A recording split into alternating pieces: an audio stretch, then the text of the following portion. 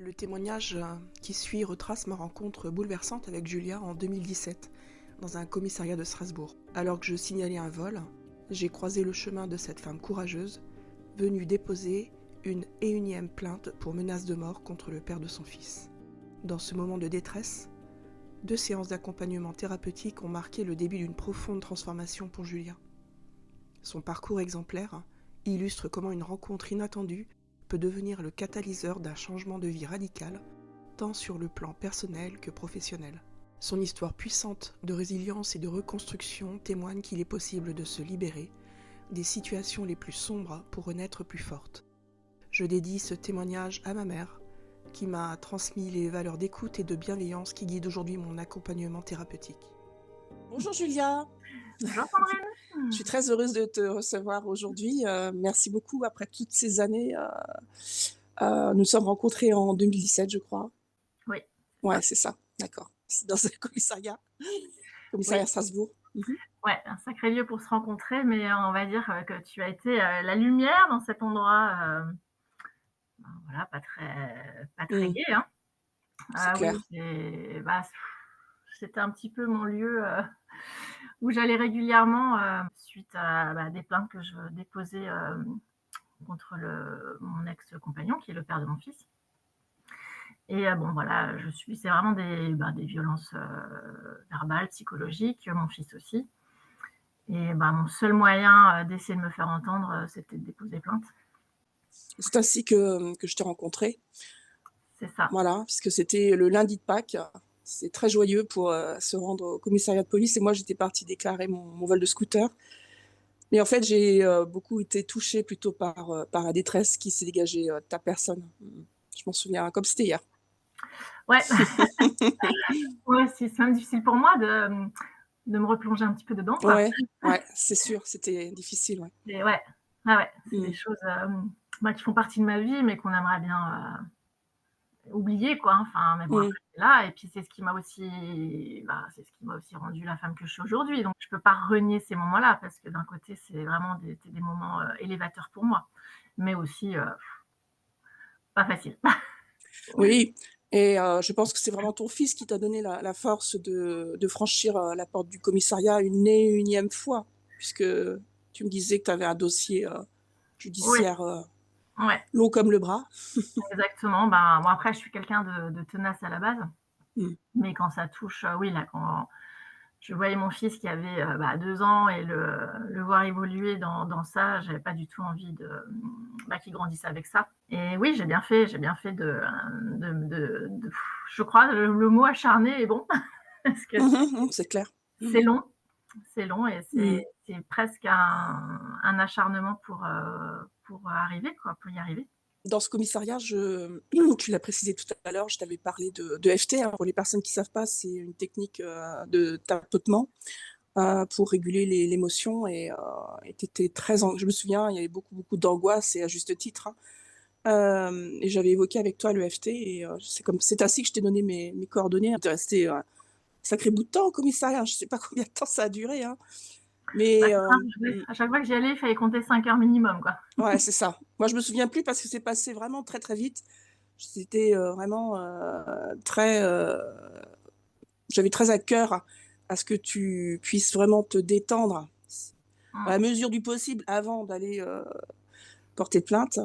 mmh. Et, et ensuite, donc, tu m'as consulté à 2 reprises, je crois, en hypnose humaniste, c'est ça? Oui, c'est ça.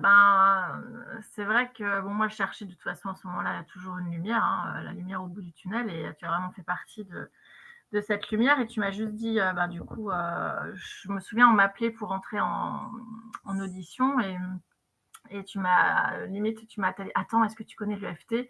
J'ai dit: «Non». Elle me dit: «Bah, tu m'as écrit ton numéro, bah, appelle-moi, je vais t'expliquer ce que c'est». Et puis moi, j'ai su là, enfin, c'est comme s'il y avait encore hem, si j'avais une force à prendre encore après. Donc du coup, ça m'a donné vraiment le courage d'y aller en me disant: «Il y a autre chose qui m'attend là, je sais qu'il y a quelque chose qui va m'aider». J'en étais persuadée que cette phrase allait, finalement, un peu aiguiller, vers ce chemin, où j'allais être plus courageuse, plus forte. Je t'ai contactée, et puis, oui, je me souviens, tu m'as appris l'EFT, en tout cas pour moi, parce que, Quand je prenais le train pour aller récupérer mon fils, chez son père, c'était des grosses, grosses sources de peur.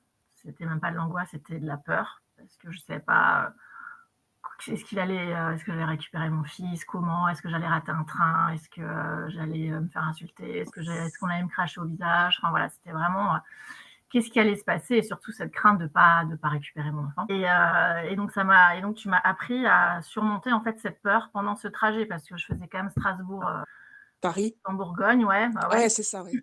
C'était des longues heures, d'angoisse, de peur et donc voilà, tu m'as appris cette technique et c'est vrai que moi ça après je m'en suis servie toute seule avec ce que tu m'avais appris en une fois, en une séance, hein, mais vraiment c'était déjà un outil énorme. Et bah, donc voilà et du coup, j'ai on s'est vu là et après on s'est revus parce que, bah, du coup tu m'as effectivement parlé aussi d'hypnose, humaniste et parce que moi je passais au tribunal et les tribunaux c'est aussi une grosse source d'angoisse pour moi.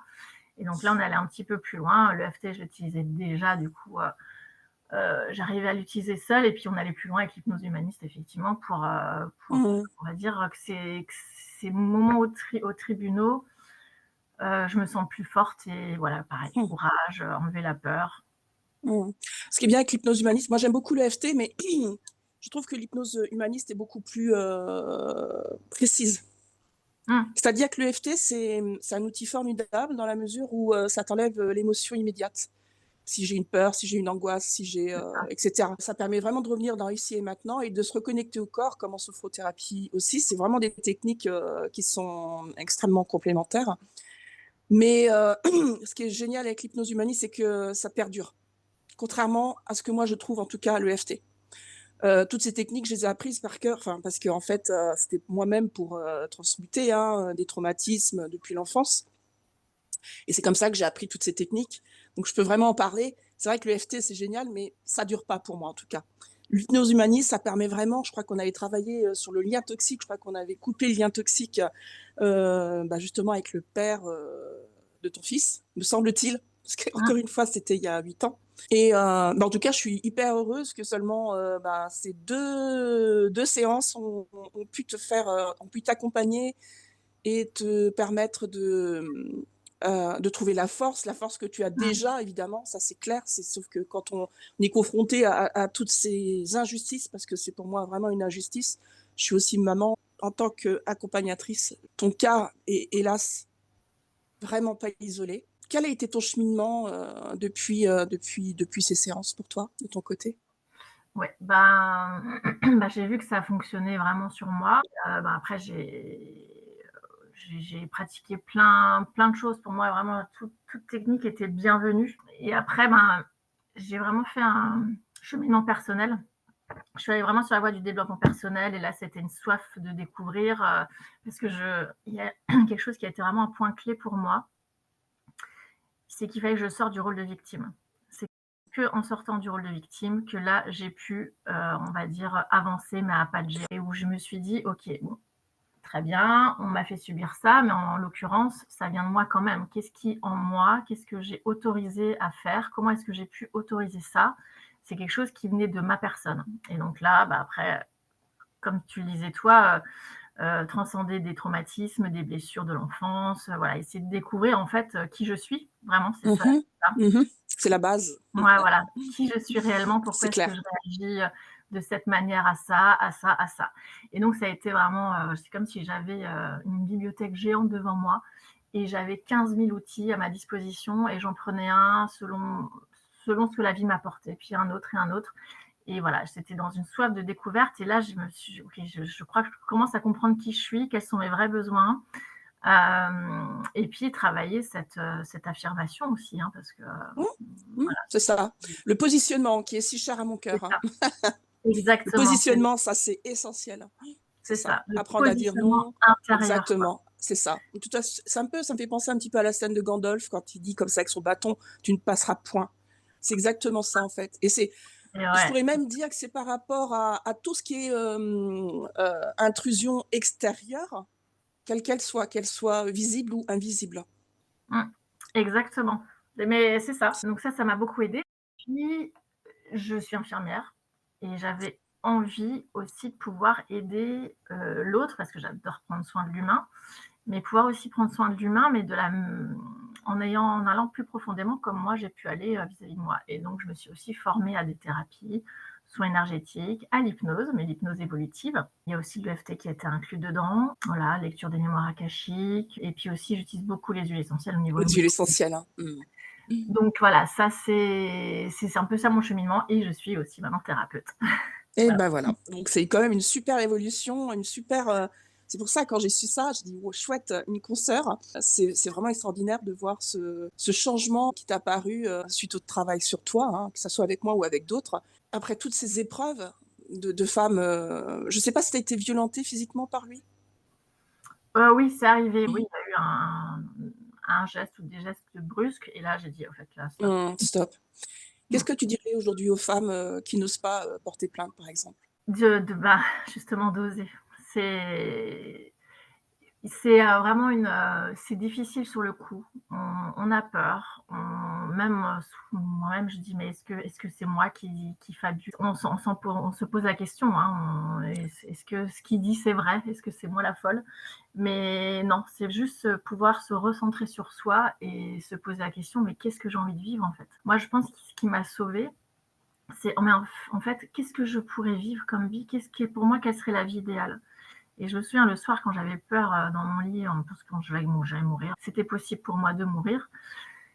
J'ai dit: «OK, je peux mourir, mais en fait, mais j'aimerais quoi?» Et je m'imaginais en fait et je demandais de l'aide aussi. Je demandais: «Là, mais aidez-moi», voilà et c'est comme si finalement mon cerveau, il entendait: «OK, j'ai besoin de force, j'ai besoin de y aller» et c'est y croire en fait et c'est s'imaginer: «Mais en fait, qu'est-ce que j'ai envie de vivre? Est-ce que c'est ça? Est-ce que je mérite ça?» Ben non, en fait, personne ne mérite Mmh. ça. Voilà, se projeter dans un avenir plus radieux, même si sur le moment c'est hyper difficile, c'est se dire: «Mais moi aussi je mérite, cette vie-là, quoi». Oui et hem et en fait, ce que tu décrivais, c'est le propre même du pervers, hein, de d'inverser, les rôles, Quel message d'espoir voudrais-tu partager, avec celles qui traversent une situation similaire aujourd'hui? Ben, que c'est possible, en fait. Mmh mh. C'est possible de mener la vie qu'on a envie de mener, c'est possible d'avoir une relation saine, équilibrée, harmonieuse. Après, c'est pendant des années, j'ai travaillé sur moi aussi et sur la Ouais, relation bien que j'avais sûr. envie de vivre. C'est vraiment Mmh. ça aussi, hein. Je dis: «Mais qu'est-ce que j'ai envie de vivre comme relation, en fait?» Et pour moi, c'était clair que, ben, finalement, être seule, ça m'allait très bien aussi et que c'était le bonus. On a le droit de vivre la relation qu'on a envie de vivre.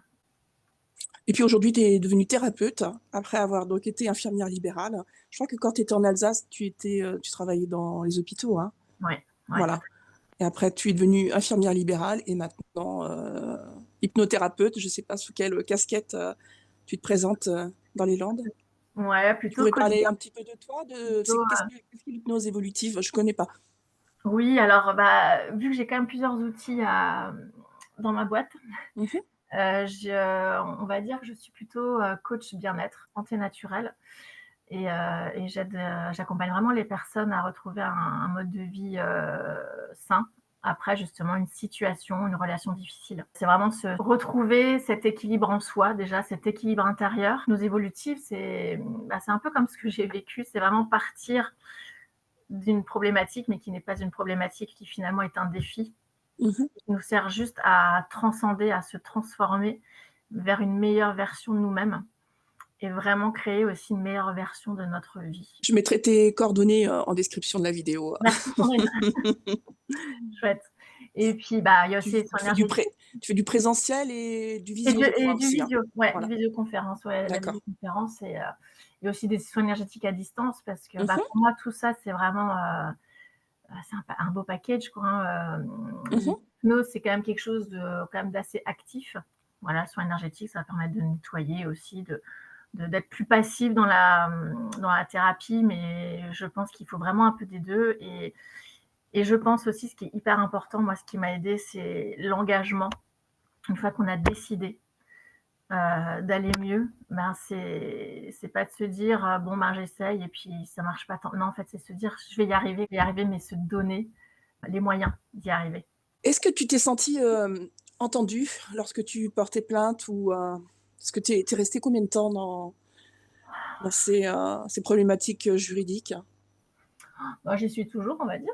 Ah, tu y es toujours, d'accord.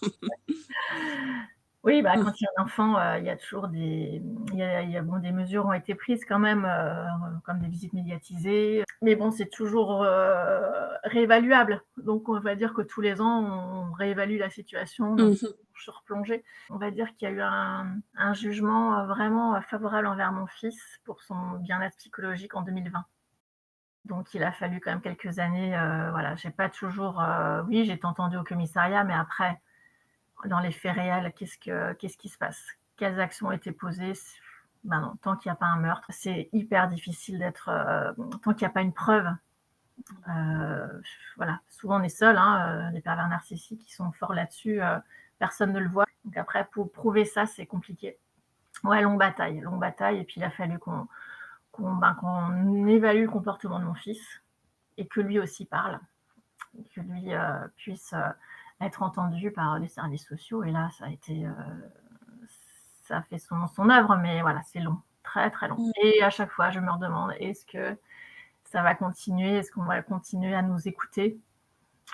Voilà, c'est toujours la question, mais encore une fois, ça vient de l'intérieur et quand on a décidé quelque chose et que c'est pas négociable et ben, Mmh. C'est pour ça, moi, j'admire vraiment ta grande force parce que j'accompagne tellement de personnes, même qui vont côtoyer des féminicides, hein, assez régulièrement d'ailleurs, hein.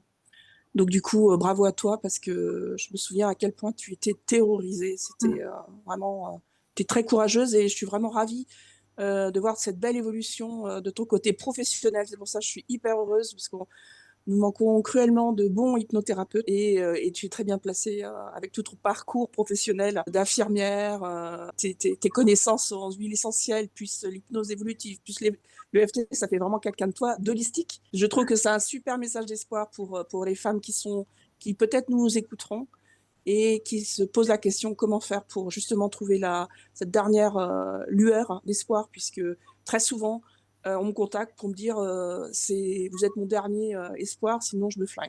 Donc voilà, bravo. Merci beaucoup. Merci Julia. ben, merci à toi. Merci, Sandrine, si j'en suis là aujourd'hui, c'est parce que tu as aussi participé à Mmh. ça.